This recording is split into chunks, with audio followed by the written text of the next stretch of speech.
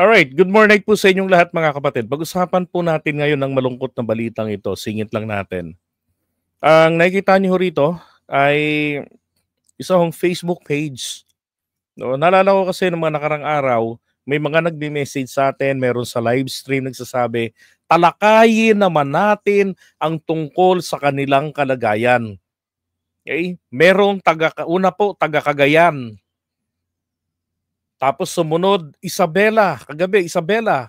Di ba? Tapos ngayon naman po, ito sa Nueva Ecija. Ito ho ang matindi.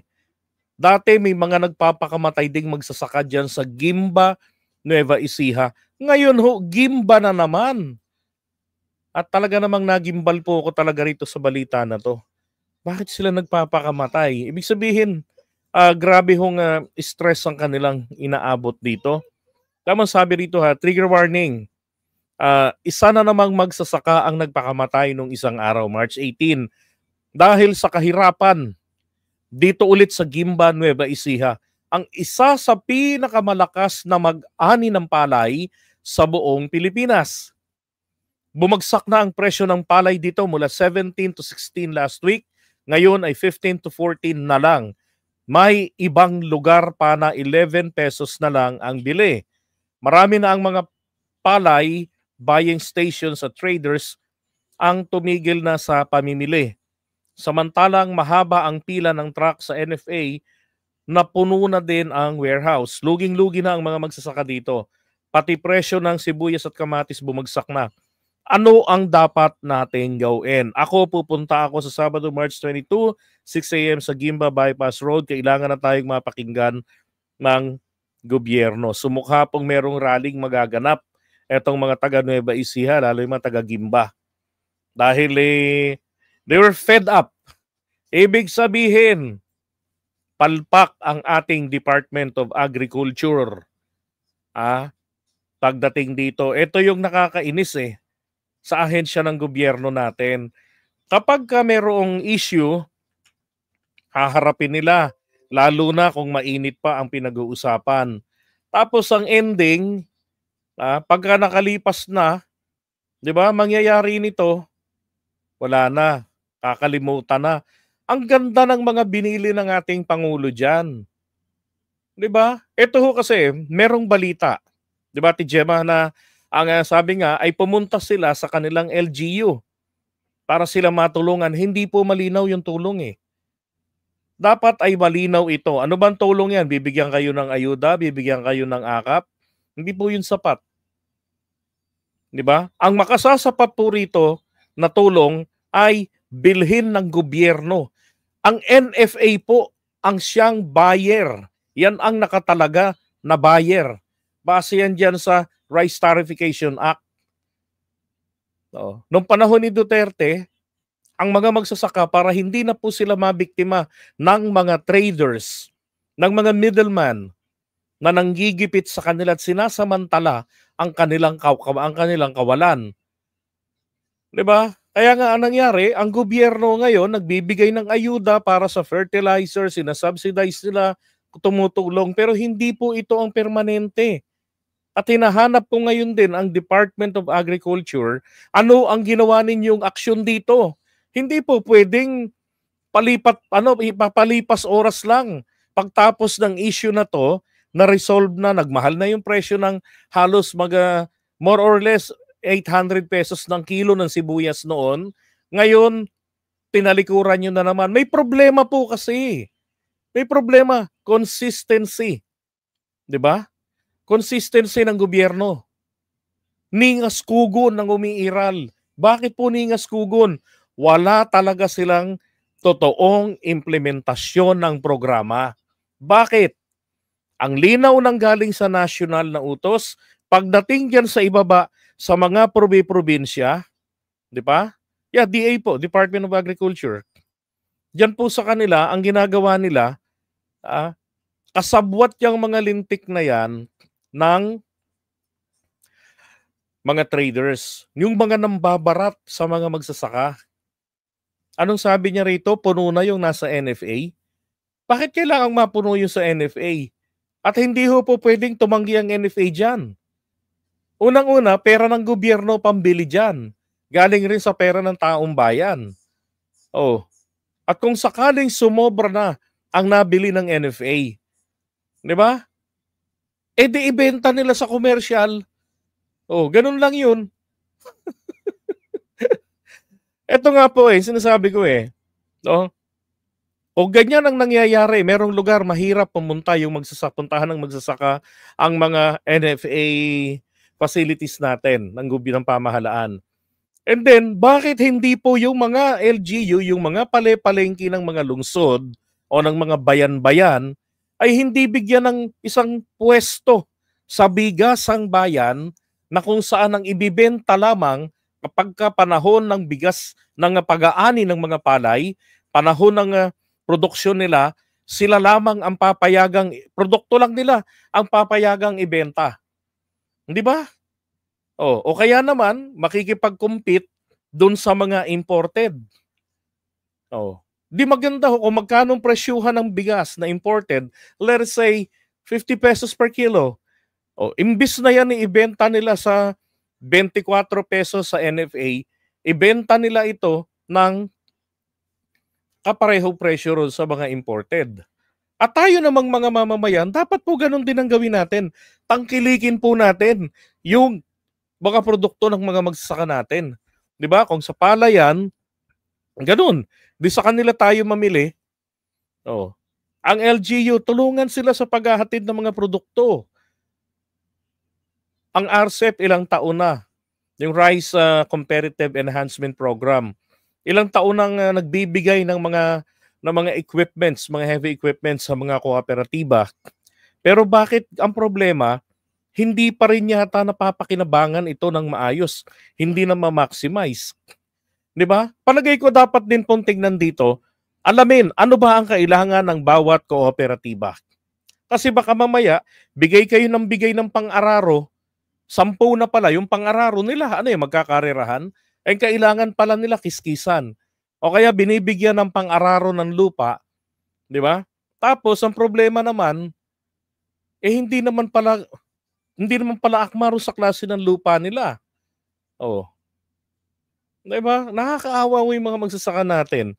Ang pinakamagandang solusyon dito, gumalaw ang LGU, magbigay kayo ng pwesto sa mga palengke para sila na mismo. Kung wala silang, yung grupo nila walang kiskisan, dahil kayo'y agricultural area, yung mga LGU na nasa agri business ang inyong lugar, mag-provide na kayo ng libreng kiskisan. And after all, popondohan naman yan, galing rin naman sa buwis ng bayan, ang panggasolina, pangkrudo, kung paano ang gagamitin sa makina niyan. 'Di ba? Ang mahalaga, natutulungan yung mga magsasaka natin para matigil na rin yung importation natin. Import tayo ng import. Nakakawa yung mga magsasaka, Diyos ko.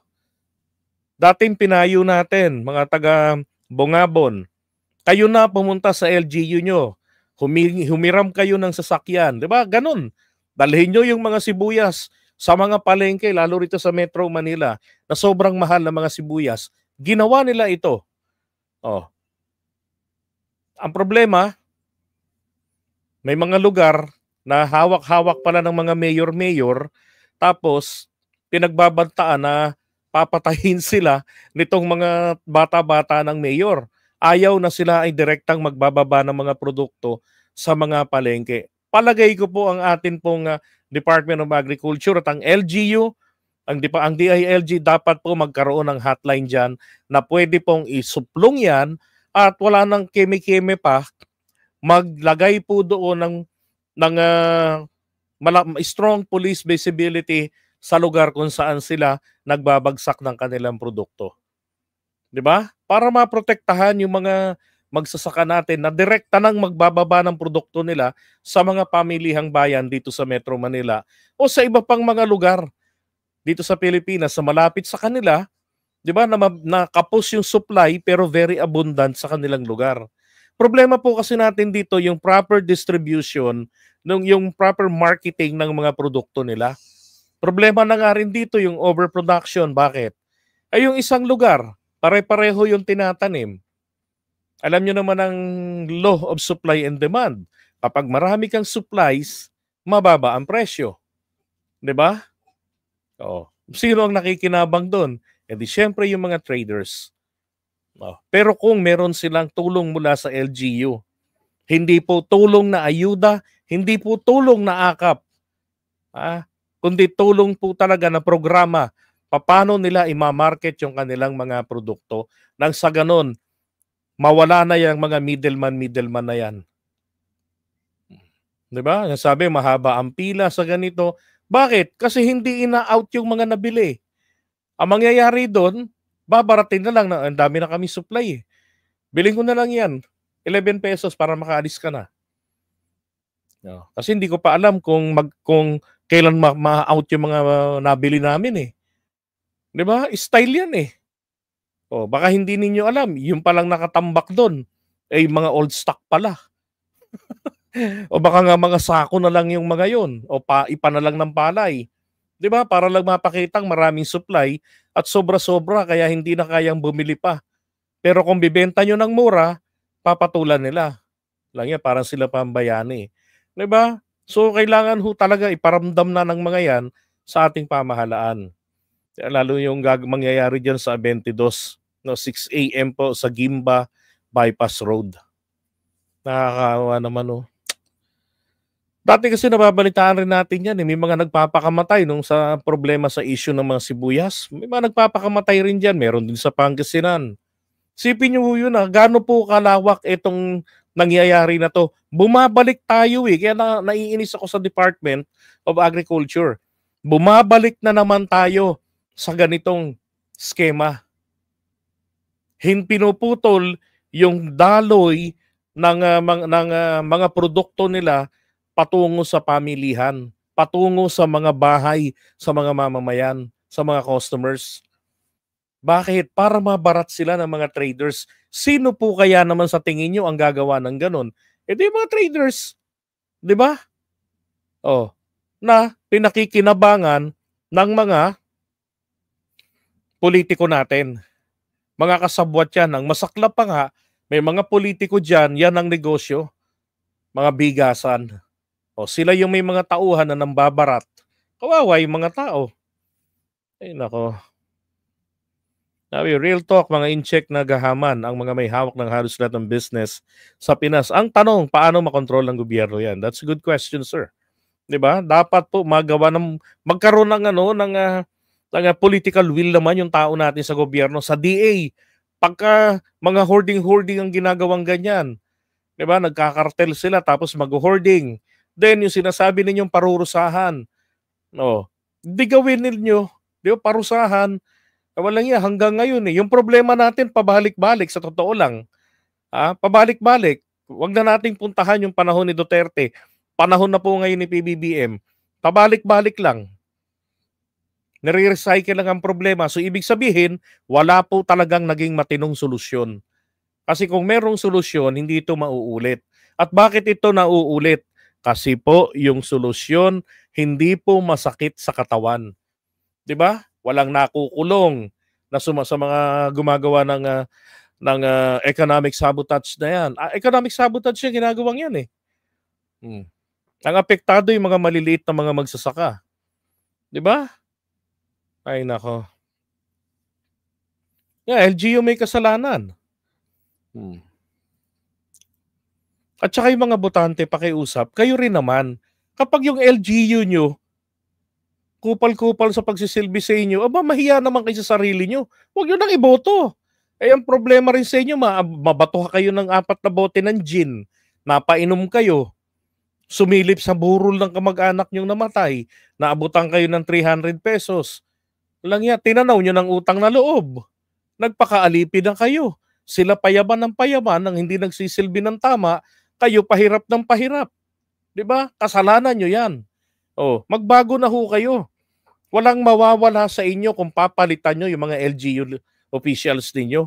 Kapag kapalit kayo ng palit, let's say 3 taon na, okay, maganda yung ino-offer na programa ng kabilang grupo, sila naman ang iboto nyo. Tamo, kapag kaganyan po kayo, walang na-maintain na isang pamilya lamang sa politika sa lugar nyo. Maniwala kayo sa akin.